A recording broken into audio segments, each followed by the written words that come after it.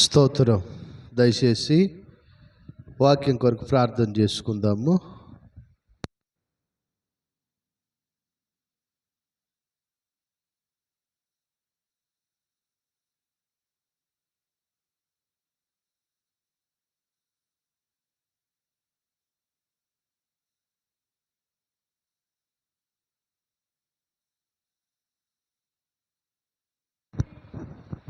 ప్రార్థన చేసుకుందాం. మహాపరిశుద్ధుడు అయిన తండ్రి, ప్రేమ నమ్మకం కలిగిన దేవా, నీ కొందనాలు స్తోత్రములయ్యా.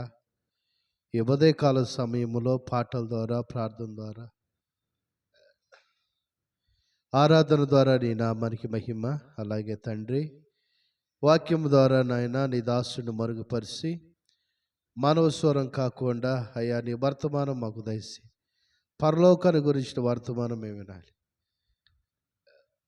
నాయన. దూరాన సమీపాన నీ సన్నిధిలో ఎంతమంది బిడ్డలైతే ఈ వాక్యం వింటున్నారు వారందరూ దీవించి ఆశీర్వదించి మీ నామానికి మాత్రం మహిమ తెచ్చుకోమని యేసు నామములో అడుగుతున్నాం తండ్రి, ఆమేన్.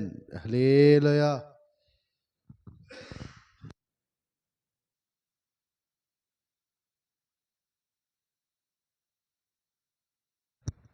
దయచేసి బైబిల్ పరిశుద్ధ గ్రంథములో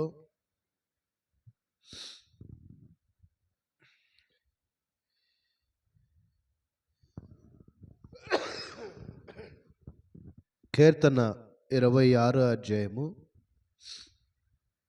కీర్తన 26 అధ్యాయము 6వ వచనం మనం చదువుదాం. 26 6వ వచనం నుంచి.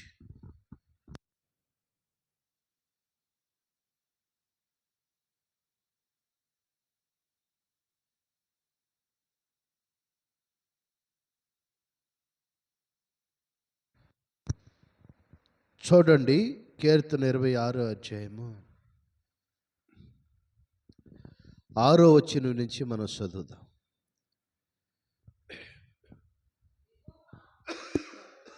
యెహోవా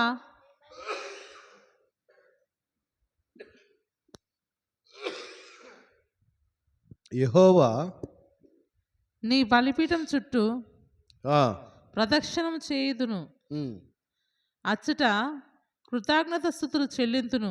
హల్లెలూయా. ఇక్కడి వాక్య భాగంలో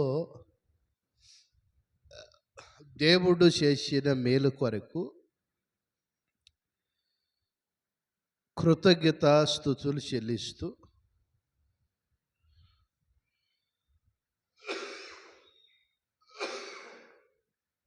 దేవుడు నామాన్ని మహింపరుస్తూ ఉంటాం. హల్లెలూయా.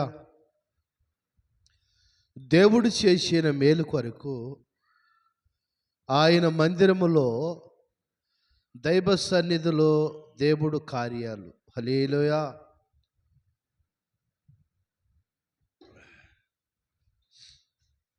గనుక ప్రేమైన దేవుడు బిడ్డలారా, ఒక వ్యక్తికి దేవుడు మేలు చేసినప్పుడు ఆ మేలు ఎలాగుండిద్దనంటే దేవుడి సన్నిధానంలో మనం కృతజ్ఞత స్తుతులు చెల్లించాలి. అవసరమయ్యా ప్రభు సన్నిధిలో ఎప్పుడూ కృతజ్ఞత స్తుతులు మనం చెల్లిస్తాము.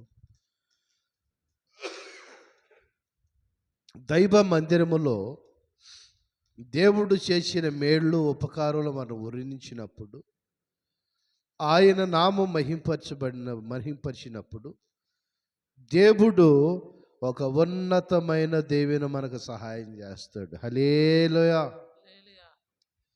మేలు జరిగింది, ఇక దేవుడికి దూరం అయిపోతే కొంతమంది జీవితాలు దీవించబడలేవు, దేవునికి పాత్రులు కాలేరు. ఆ మేలుతో వాళ్ళు వెళ్ళిపోయారు, ఇక అంతవరకే. అయితే ఇక్కడ ఒక భక్తుడిని నేను మీకు పరిచయం చేస్తా.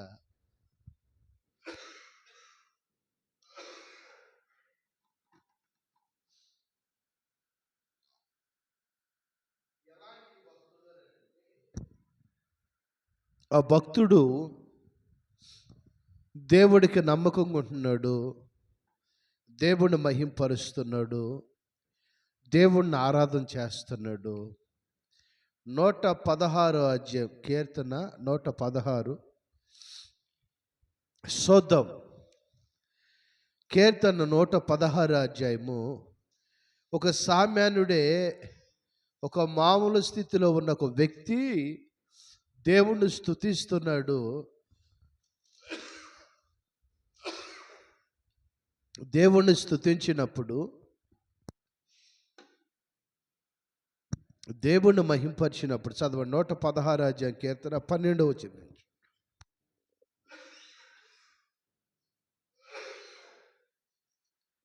116:12 నుంచి. యెహోవా నాకు చేసిన ఉపకారాలన్నిటికీ యెహోవా నాకు చేసిన ఉపకారములన్నిటికీ నేను ఆయనకి ఏమి చెల్లించుదును?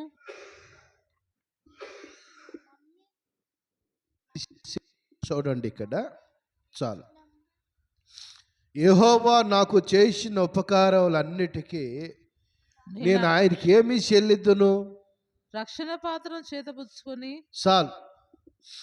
ఆయనకి నేను ఏమి చెల్లిద్దునంటే, దేవుడు మేలు చేశాడు, ఆ మేలుకి నేను ఎలా కృతజ్ఞత చెప్పాలని చెప్పి భక్తుడైన దావీదు ఈ విషయంగా దేవుణ్ణి అడుగుతున్నాడు. అయ్యా, నేను ఉండేదానికి సురవంద మానులు మరి మంచి గుడారము గృహాన్ని ఇచ్చావు, రాజగృహాన్ని ఇచ్చావు, సామాన్యుడినే నేను. కానీ నేను ఎలా స్తుతించాలి, ఎలా మహింపరచాలి, ఎలా నేను కీర్తించాలి? ఎంత కీర్తించినా అది తక్కువే ప్రభువా. నేను ఎంత మహింపరిచినా కానీ, ఎంత ఘనపరిచినా కానీ ఆ ఘనత చాలా తక్కువగానే కాపాడుతుంది. ఎందుకనంటే అంతగా నువ్వు నన్ను హెచ్చించావు. గొర్రెలు కాసుకుని నా జీవితాన్ని, ఎన్నిక లేని నా జీవితాన్ని, ఏ గుర్తింపు లేని నా జీవితాన్ని, నా జీవితంలో ఎన్ని ఉండినా కానీ, ఏ గుర్తింపు లేకపోయినా కానీ, నువ్వైతే మంచి ఒక దేవునిచ్చావు. నేను ఎలా నిన్ను స్తుతించాలి? నీకు కృతజ్ఞతాస్తుతులు నేను చేయాలి. దేవుడి స్తోత్రం. గనుక ప్రేమైన నా దేవుడు బిడ్డలారా, దేవుడు మందిరములో ఆయన చేసే ఆయన మేలు ఎప్పుడైతే మనం కృతజ్ఞత కలిగి, నమ్మకం కలిగి, ఎప్పుడైతే దేవుడు దీవెన మనం పొందుకుని, దేవుడు ఆశీర్వాదంతో నడిపించబడతా, ఆశీర్వాదాన్ని పొందుకున్న వరకు ప్రభువును మాత్రం మనం మర్చిపోవద్దు. దేవుడి స్తోత్రం. ఎందుకు నేను ఈ మాటలు మీతో చెబుతున్నానంటే, మనలో కృతజ్ఞత భావం బిడ్డలు లేనప్పుడు, అనేకులు మనల్ని గొడ్డుమోతోళ్ళు అన్నప్పుడు దేవుడు ఆ నిందను తొలగించి బిడ్డనిచ్చాడు. అయితే నువ్వు కృతజ్ఞతాస్తుతులు చెప్పాలి. దేవుడి స్తోత్రం. నీ కలిగిన సమస్తం యావత్తులో నువ్వు దేవుడికే ప్రథమ ఫలమిస్తా ఉండాలి. అప్పుడు దేవుడు నువ్వు మహింపరుస్తున్నావు, దేవుడు నిన్ను దీవిస్తామంటాడు. హల్లెలూయా. గనుక ప్రేమైన దేవుడు బిడ్డలారా, అలాగే 2 సమూయేలు గ్రంథం 2 సమూయేలు 7వ అధ్యాయము దయచేస్తేయండి. 2 సమూయేలు 7వ అధ్యాయము మొదటి నుంచి చదవండి. 7వ అధ్యాయం ఫస్ట్ నుంచి. 2 సమూయేలు 7వ అధ్యాయము ఫస్ట్ నుంచి. ఈ భక్తుడు ఏమంటున్నాడు అక్కడ రాయబడింది మాటలు.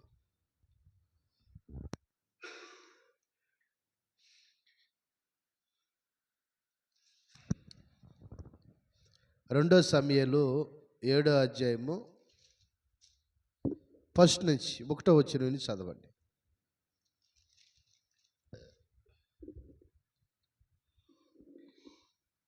యెహోవా నలుదిక్కులు అతని శత్రువుల మీద అతనికి విజయమిచ్చి అతనికి నెమ్మది కలుగజేసిన తర్వాత 2 సమూయేలు 7వ అధ్యాయము ఫస్ట్ నుంచి చదువు. యెహోవా నలుదిక్కుల అతని శత్రువుల మీద అతని శత్రువుల మీద అతనికి విజయమిచ్చి అతనికి నెమ్మది కలుగజేసిన తర్వాత నెమ్మది కలగజేసిన తర్వాత రాజు తన నగరి యందు ఆ కాపురముండి నాతాను ప్రవక్తను పిలువనంపి నాతాను ప్రవర్తన పిలువనంపి నేను దేవదారు రాణుతో కట్టిన నగరనందు ఆ వాసం చేయుచుండగా ఆ దేవుని మందసము డేరాలో నిలిచి చాలు ఉన్నదనగా చాలు చాలు నేను చెబుతా ఉన్నాను. నేను దేవతా మ్రానులతో కట్టిన రాజనగర్లో ఉండ ఇంతకు దేవుడిని నన్ను ఆశీర్వదించాడు. దేవుడికి నేను ఏదన్నా ఒక ఆలయం కట్టాలని దావీదు పూనుకున్నాడు. బంగారమే కానీ, కృతజ్ఞతగా ఎండే కానీ, దేవదార మానులే కానీ, వజ్రం వైరంలో కానీ ఏది తక్కువ కాకుండా మందిరం కట్టాలని షాయిదాలో. ఎందుకని? నేను రాజనగర్లో ఉంటాకి దేవదార మానులు మరి చక్కగా అన్ని విషయాలు నాకు సమృద్ధిని దేవుడిచ్చాడు. దేవుడికి నేను ఏం చేయాలి? ఈరోజు మేలు జరుగుతుంది, అవతల పడుతున్నావు. మందిరానికి లేదు, యేసయ్య లేడు. వాళ్ళ జీవితాలు అంతే దేవునికి దూరంగా ఉంటాయి. నువ్వు దేవుడు సన్నిధికి సమీపంగా వెళ్ళి దావీదు గొర్రెలు మళ్ళేసే స్థితిని మర్చిపోవాలా. దావీదు సామాన్యుడు అన్న స్థితిని మర్చిపోవాలా.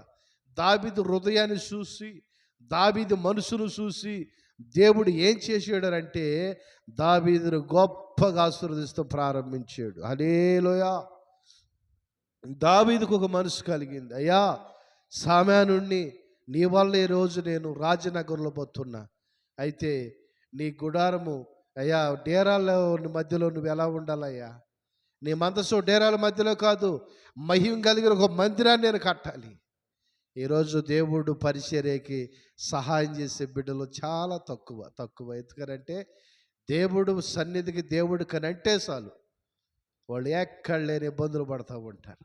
ఎప్పుడైతే దేవుడికి ధారాళంగా నువ్వు ఇస్తావో, ఎప్పుడైతే ప్రభువుకు నువ్వు సమృద్ధిగా గుప్పిడి ఇప్పుతావో నీకున్నంతలో, ఎప్పుడైతే దేవుడు పరిచర్య కొరకు ఎప్పుడైతే నీ ధనాన్ని ఖర్చు పెడతావో, అప్పుడు దేవుడు నిన్ను అంచెలంచెలుగా ఆశీర్వదిస్తూ వస్తాడు. హల్లెలూయా. దేవుడు నిన్ను ఆశీర్వదిస్తూ వస్తాడు. దేవుడు నిన్ను అభివృద్ధి పరుస్తాడు. దేవుడు నిన్ను ఉన్నతమైన ఆ మార్గాల్లో నడిపిస్తాడు. కృతజ్ఞత కలిగి ఉండాలి. దేవుడు సన్నిధానంలో నమ్మకం కలిగి ఉండాలి. విశ్వాసం కలిగి ఉండాలి. దేవుడు మేలు చేస్తే మేలే కాదు కానీ అంతవరకు దాన్ని కాపాడుకుని జీవించినవాడు ధన్యుడు. ఎంతోమంది నా దగ్గరికి వస్తారు ప్రార్థనకి. ఎంతోమందికి నేను వివాహాలు చేశా. నిన్న కాడ మరి ఒక బర్త్డే కార్డు నిన్న కాడ మరి నేను వివాహం చేసిన బిడ్డలు వచ్చారు. వాళ్ళ ఇద్దరు కవల పిల్లలు ప్రిన్సు, ఇద్దరు బిడ్డలు పుట్టారు. చక్కగా తీసుకుని నా దగ్గరికి వచ్చి, పాస్టర్ గారు మరి మీరు నవంబర్ 6వ తారీఖు పిల్లలు బర్త్డే రావాలని చెప్పి భార్య భర్తలు ఇద్దరు వచ్చారు. నేనే పని మీద మీటింగ్కి వెళ్తా, వాళ్ళ కలొచ్చి మాట్లాడే టైం నాకు లేదు. అప్పుడే స్నానం చేసుకుని రెడీ అవుతున్నా. వచ్చారు, ప్రార్థన చేశాను. సరేనానంటే కాపాడి నిలిపారు. చూడండి ప్రేమైన దేవుడు బిడ్డలారా, దేవుడు నీకు మేలు చేసినప్పుడు నీ జీవితంలో ఒక కృతజ్ఞత అనేది ఉండాలి. నీ జీవితంలో దేవుడికి నా వంతును ఏం చేయాలి? దేవుడు నీకు ఆరోగ్యం ఇచ్చి, ఆయుష్నిచ్చి, కుటుంబాన్ని ఇచ్చి, భార్యనిచ్చి, బిడ్డలనిచ్చి, నీకు ఉద్యోగం ఇచ్చి, నిన్ను ఒక స్థితిలో నడిపిస్తున్నప్పుడు దేవుడికి నువ్వేం చేస్తున్నావా అని ఒక్కసారి జ్ఞాపకం చేసుకో. దేవుడు పరిచర్యకి నా కష్ట జీతము పెడుతున్నానా, లేకపోతే ఇష్టారాజ్యంగా నా స్నేహితులకి, నా ఫ్రెండ్స్కి, నా అలవాట్లకి నేనే వాడుకుంటున్నాను? ఒక్కసారి గమనించండి. నీ కష్ట జీతం దేవుడు పరిచర్యలు వాడబడింది అనుకో, అంచెలంచెలుగా దేవుడు దావీదును ఆశీర్వదించినట్టు ఆశీర్వదిస్తాడు. హల్లెలూయా.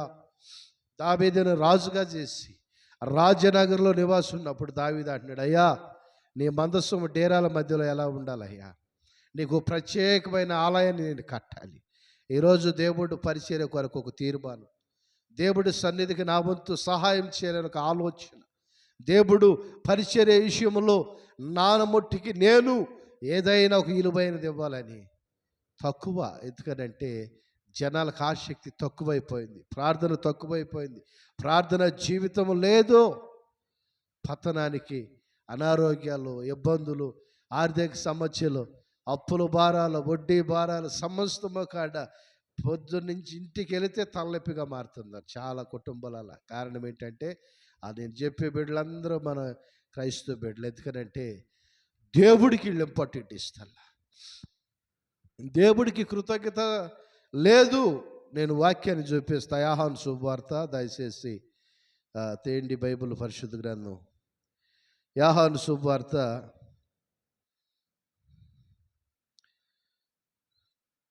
12వ అధ్యాయము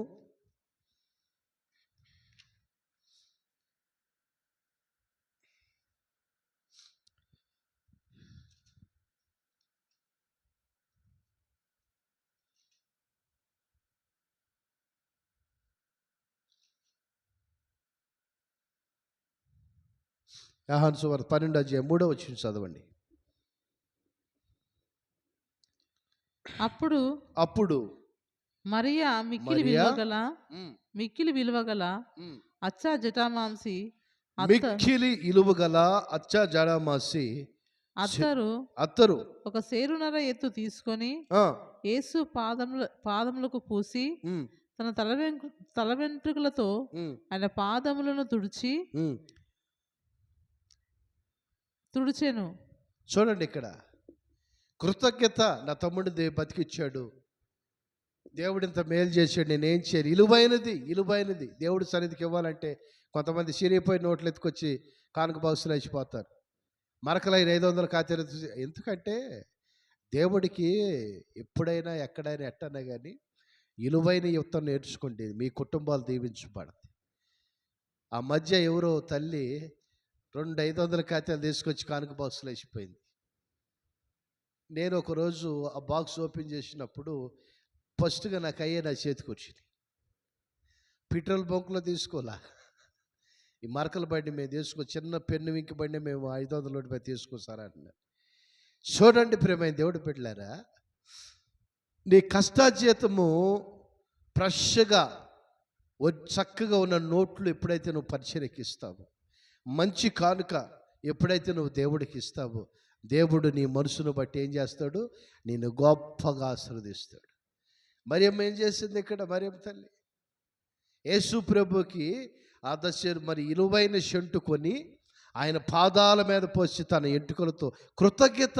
ఈరోజు దేవుడి సన్నిధికి వెళ్ళాలంటే మనసు ఉండదు. వెళ్ళినమ్మా హృదయపూర్వకంగా ఆరాధన చేయండి అమ్మా, హృదయపూర్వకంగా దేవుడిని అనకరంగా ఆరాధన చేయండి, దేవుడికి స్తుతులు అర్పించండి, స్తోత్రం చెప్పండి అని అంటే మన బెల్లం కొట్టిన రాళ్ళు ఉన్నట్టు ఇది ఇలాగే నిలబడి ఉంటారు. ఆరాధన సమయంలో చేతులు ఊపేది లేదు, హల్లెలూయా అంటే హల్లెలూయా చెప్పేది లేదు, ఏం లేదు. ఎగిరిహాల మాదిరిగా నిలబడిపోతున్నారు. కారణం ఏంటంటే వాళ్ళల్లో ఏమి లేదు? కృతజ్ఞత లేదు. హల్లెలూయా. వారిలో ఏమి లేదు? విశ్వాసము లేదు. దేవుడు చేసిన మేలు కొరకు దావీదు, అయ్యా నేను రాజనగర్లో ఉంటున్న దేవదా మానుతో కట్టిన నివాసములో ఉంటున్నాను, కానీ నా దేవుడు గుడారము డేరాల మధ్యలో ఉండటము నాకు ఇష్టము లేదు, నేను ఏదన్నా చేయాలని ఒక ఆసక్తి పూనుకున్నాడు, దేవుడు మందిరం కట్టాలని. ఈరోజు దేవుడు నీకెన్నే ఇచ్చాడు, నువ్వు దేవుడు పరిచర్యకి ఏమి ఇస్తున్నావు ఒకసారి గమనించు. దేవుడు ఎన్నో ఇచ్చాడు, ఎన్నో చేశాడు, దేవుడు కొరకు నువ్వేం చేస్తున్నావు? ఆయన ఎన్నో నీకు ఇచ్చి ఎన్నో చేస్తే ఏ రోజన్నా దేవుడికి నువ్వు ఒక ఇలువైనది ఏ రోజు నువ్వు ఇచ్చిన వాళ్ళు కాదు. మన బిడ్డలు ఉండారు, సంఘ బిడ్డలు.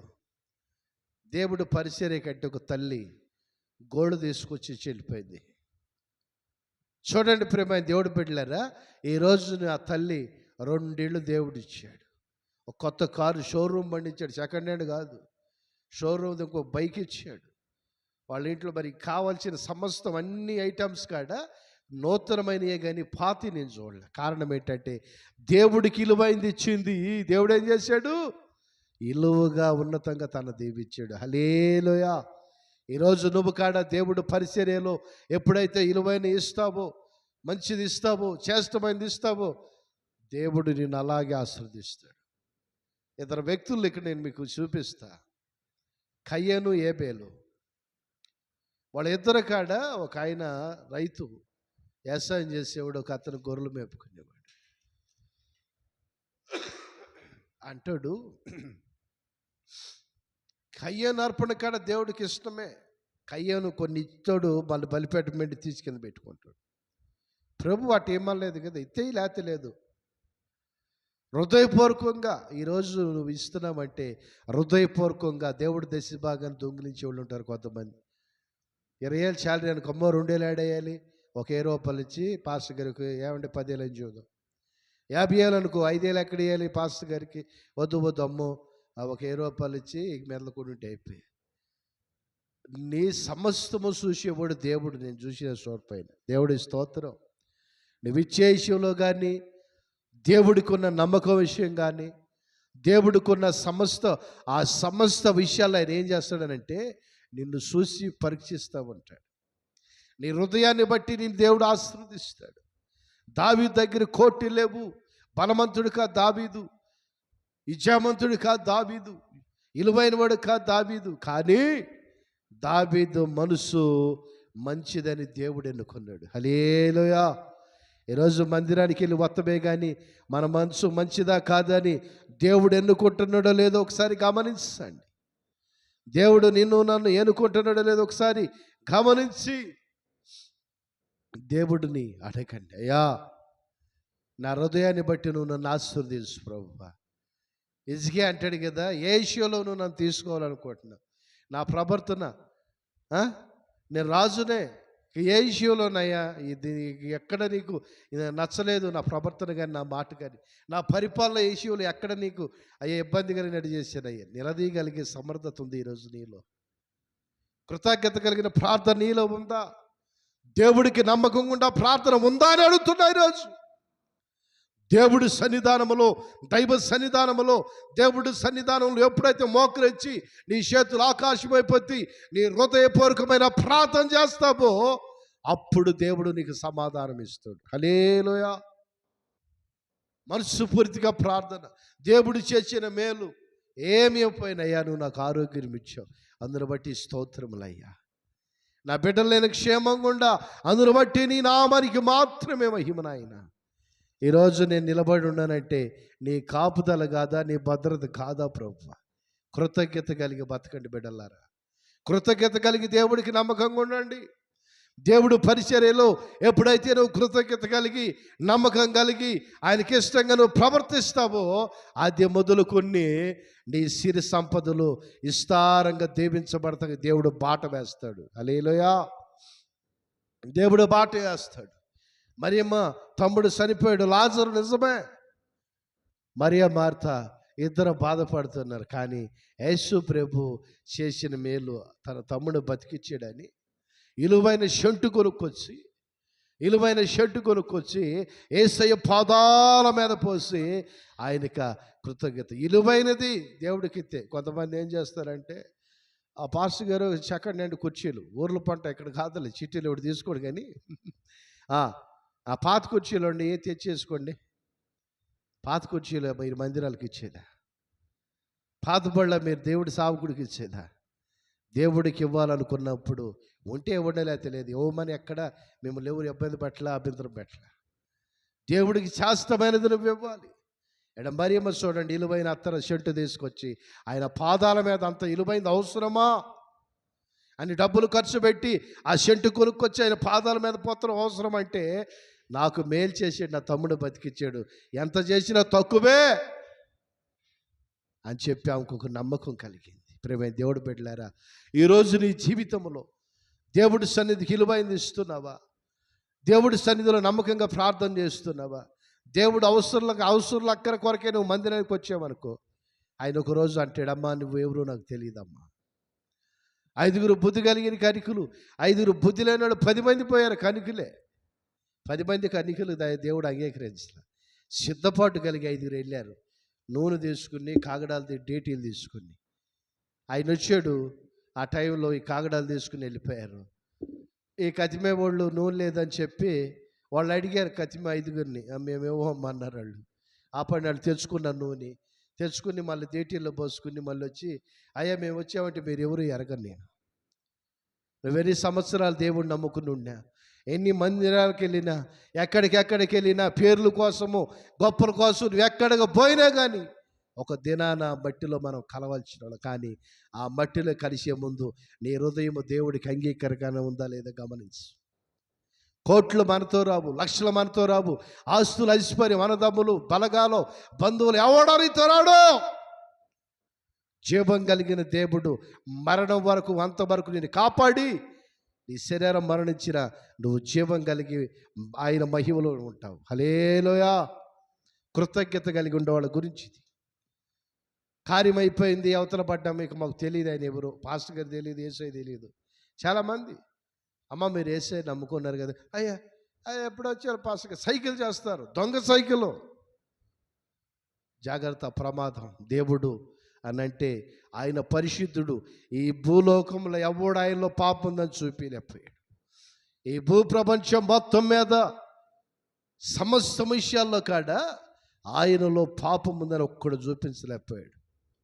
ఎన్నో గ్రంథాలు, ఎన్నో పురాణాలు, ఎన్నో గ్రంథాల్లో ఆయన గురించి ఏమని రాయబడిందంటే ఆయన పరిశుద్ధుడు, ఆయన ఒక్కడే మార్గం అని ఉంది, ఆయన ఒక్కడే జీవం అంది, ఆయన ఒక్కడే సత్యం అని ఉంది, ఆయన ఒక్కడే ఆది అంత బ్రహ్మచారి అని ఉంది. ఎవరండి బ్రహ్మచారి?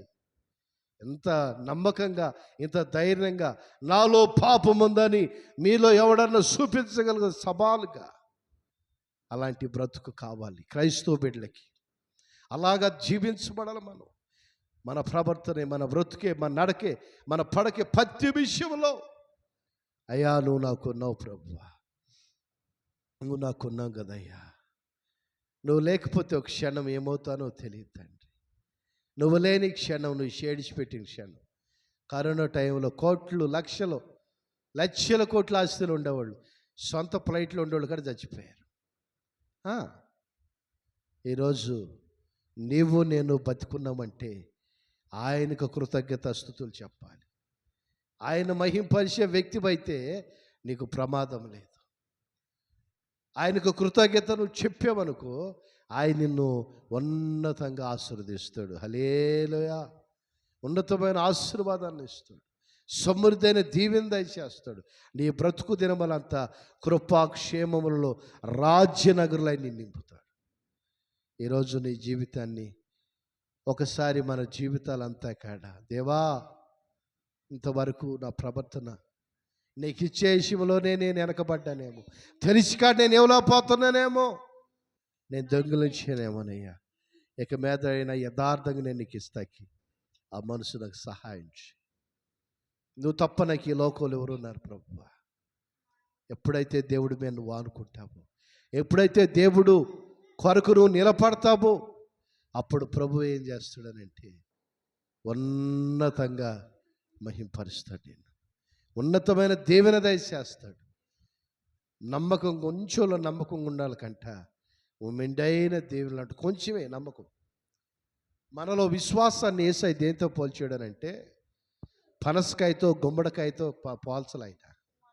మనలో విశ్వాసాన్ని, మానవ నైజ విశ్వాసం చాలా తక్కువని ఆయన తెలుసుకోవాలి, ఆవగింజతో పోల్చాడు. ఆవగింజ అంటే తాలింపులు వేస్తాం కదా, నల్లగా చిన్నగా ఉంటాయి, దాంతో పోల్చాడు. అంత విశ్వాసం కాడ మనలో లేనప్పుడు వేస్ట్కి మనం. కనుక ప్రేమైన దేవుడు బిడ్డలారా, దేవుడి సన్నిధానంలో ఎన్ని పోరాటాలు వచ్చినా, ఎన్ని శోధనలు వచ్చినా, ఎన్ని శ్రమలు వచ్చినా కానీ ఆయన కొరకు నిలబడుతూ నేర్చుకోండి, ఆయన కొరకు బతుకుతూ నేర్చుకోండి, నీతిగా బతుకుతూ నేర్చుకోండి. దొంగ మాటలు చెప్పి బతికేదా ఒకరోజు ఏమైంది, అగ్గిళ్ళకి వెళ్ళాల్సింది. నేనైనా సరే, ఒకవేళ మరి మీరు అని అనుకోవచ్చు, నేనైనా సరే నమ్మకాన్ని బట్టి ఆయన మనం దీవిస్తాడు. దావీదు హృదయాన్ని చూసి దావీదుని ఆశీర్వదించాడు. దావీదు నా హృదయానుసారుడు అన్నాడు. దావీదు కాడ తన రాజనగర్లో ఉంటున్నాడు. ఇంత ఇలువైంది నేను ఉంటున్నాను, ఆయన గుడారము డేరాల మధ్యలో ఉండద్దు, ఆయనకు ఒక మందిరం కట్టాలని తీర్మానం చేసుకున్నాడు. ఈరోజు దేవుడు నీకు ఎంతో చేశాడు, ఎన్నో ఇచ్చాడు. ఇల్లులైతే ఇల్లు ఇచ్చాడు, కారులైతే కారు ఇచ్చాడు, బండ్లైతే బడి సమస్తము. కానీ నువ్వు దేవుడికి ఏం చేస్తావు ఒకసారి గమనించు. నీ వంతు దేవుడికి ఏమి ఇస్తున్నావు? ఒకసారి ఆలోచించి. ప్రభువా, కొంతమంది మందిరానికి వస్తారు, ఏమి అటు వెళ్ళి బాక్సులో 10 రూపాయల కాడి రాపడి తిరిగిపోతూ ఉంటారు. నేను ఏదో వాళ్ళు వేస్తారో నేను ఉండనని నేను ఎప్పుడు అట్ట అనుకోను. ఎందుకంటే ఆయన ఉండడు నాకు. Praise Lord. ఆయన మీద ఆధారపడి బతికేవాడినే కానీ ఏ రోజు కాడ మనుషుల మీద ఆధారపడితే నేను ఇక్కడ ఈ సిటీలోనే ఉండేవాడు కాదు. దేవుడి మీద ఆధారపడ్డాను. ఆయన అనుకోని రీతిగా మందిరాన్ని ఇచ్చాడు, అనుకోని రీతిగా అన్నీ ఇచ్చాడు. నాకు ఏది ఆయన తక్కువ చేయలే. నిత్యం పోషిస్తూ ఆరోగ్యం ఇచ్చి అన్ని విషయాలను నడిపిస్తూ నా ప్రతి అవసరం ఆయన తీరుస్తున్నాడు. నా బ్రతుకు దినములంతా ఆయనకి నమ్మకంగా ఉండాలి. మనుషులకు కాదు, ఎవరికో కాదు, యేసయ్యకు మాత్రమే నమ్మకంగా ఉండాలి. నా ప్రవర్తన, నా పడక, నా నడక, నా నోటి మాట ప్రతిదీ నా కంటి చూపు మొదలుకొని, నా ఆలోచనలకు మొదలుకొని సమస్తం ఆయన వైపు నేను చూసినంత వరకు నేను ధన్యుడినే. ఆయన కాకోకుండా ఏ ఆలోచన నాలోకి వస్తే నా పతనాన్ని నేనే కొనుక్కొచ్చుకున్నట్టుగా. నా ఆలయాన్ని పాడు చేస్తే నేను వాడిని పాడు చేస్తాను. ఆయన ఆలయం ఏది? ఈ దేహం యేసయ్య ఆలయం. దేవుడికి స్తోత్రం. ఈ దేహం యేసయ్య ఆలయము. అనేకమైన మైండ్లు, అనేకమైన మనసు, పాడు మైండ్ పెట్టుకుని తిరిగామా ఆయన ఆలయాన్ని పాడు చేస్తాడు. అంతే, ఆయన పాడు చేస్తాడు. ఈ దేవుడు ఆలయాన్ని పాడు చేస్తే ఆయన ఎంత కూరుకుంటాడండి. గనుక ప్రియమైన దేవుడు బిడ్డలారా, ఈరోజు దేవుడు నీతో ఎలా మాట్లాడాడు? కృతజ్ఞత చెప్పాలి దేవుడి సన్నిధానం. రెండోది వచ్చి ఆయన రాజుగా నియమించాడు. మూడోది వచ్చి మందిరం కట్టాలని ఒక తీర్మానం చేసుకున్నాడు దావీదు. నాలుగోది వచ్చి మరియమ్మ లాజరు చనిపోతే ఇలువైన ఆ చెంటు తీసుకొచ్చి అత్తరు ఆ యేసయ్య కాళ్ళ మీద పోసి ఆమె తలెంటుకలతో తుడిచి కృతజ్ఞత చెబుతుందయ్యా, ఏమిచ్చినా నీకు తక్కువేనయ్యా, ఏం చేయగలుగుతా ప్రభువా, ఏదో పేదదాన్ని నా తమ్ముడు బతికించేవారి ఉన్నంతలో తీసుకెళ్ళి ఎంతైనా పర్లేదని చెప్పి ఇలువైనది సెంటు తీసుకెళ్ళి ఆయన పాదాలమే పోసి. ఈరోజు దేవుడు పరిచర్యకి ఎలా వాడబడుతున్నాడు, దేవుడి సన్నిధికి ఎలా వెళ్తున్నావు, దేవుడికి ఎలా ఇస్తున్నావు, ప్రతిదీ నీ హృదయం మనస్సాక్షిగా ఒకసారి జ్ఞాపకం చేసుకో. దేవుడి వాక్యాన్ని దీవించి ఆశీర్వదించుగాక. వాక్యం కొరకు ఆత్మీయతని ప్రార్థన చేసింది మనం అందరం ఏకీభవిద్దాం.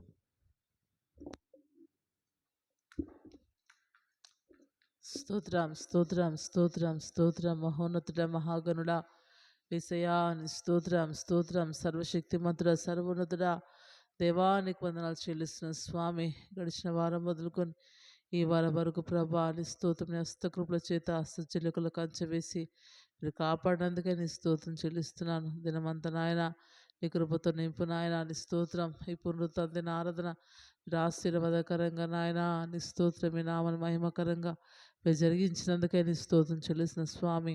పాటల ద్వారా మీ నామని మహిమ తెచ్చుకున్న, వాక్య పరిచయ ద్వారా మీ నామని మహిమ తెచ్చుకున్న ప్రభా యేసయ్యా నీ స్తోత్రం చెల్లిస్తున్నాను. బలపరచండి, ఆశీర్వదించండి, సేవ దీవించండి, అభివృద్ధి చేయండి, విస్తరింపచేయండి. అనేక ప్రాంతాల్లో పరిచయం కొనసాగించబడాలి ప్రభా యేసయ్యా నీ స్తోత్రం చెల్లిస్తున్నాం. సేవ అనేది, పరిచయం అనేది మేము నీ వారం నాయన నీ స్తోత్రం ప్రభా నీ స్తోత్రం. ఈ పరిచయం నాయన అనేక ప్రాంతాల్లో దీవించబడాలి, అనేక ఆత్మలు నడిపించబడాలి. నూతన ఆత్మ తీసుకురండి ప్రభా నీ స్తోత్రం చెల్లిస్తున్నాను. అనేక ఆత్మ సంఘంలో చేర్చండి ప్రభా దేవా. అనేక అన్యజనుల సంఘంలో చేర్చండి తండ్రి. విగ్రహాధికలను తీసుకురండి ప్రభా నీ స్తోత్రం చెల్లిస్తున్నాను దేవా. నాయన నీ స్తోత్రం. మంగళవారం అక్కడ జరిగే ప్రార్థన దీవెనకరంగా మార్చండి ప్రభా. అయ్యా నీ స్తోత్రం. దావీదు నాయన అయ్యా నీ స్తోత్రం స్తోత్రం. అయ్యా నీ బలిపీఠం చుట్టూ ప్రదక్షిణ చేసేదను, రక్షణ పాత్రం చేత పుట్టుకొని ప్రభా నీ స్తోత్రం. ఏమిచ్చి నీ రుణం తీర్చుదని దావీదు అంటున్నాడు ప్రభా నీ స్తోత్రం. నాయన నిజంగా ప్రభా ఏమిచ్చి నీ రుణాన్ని మేము తీర్చలేము నాయన. అయ్యా కృతజ్ఞత స్తుతులు చెల్లించే కృపను ధన్యతలు మీరు మాకు దయచేయండి. అన్ని రకాల సంఘాన్ని పరిచయం దీవించండి. బిడ్డలు రాలేని బిడ్డలను దీవి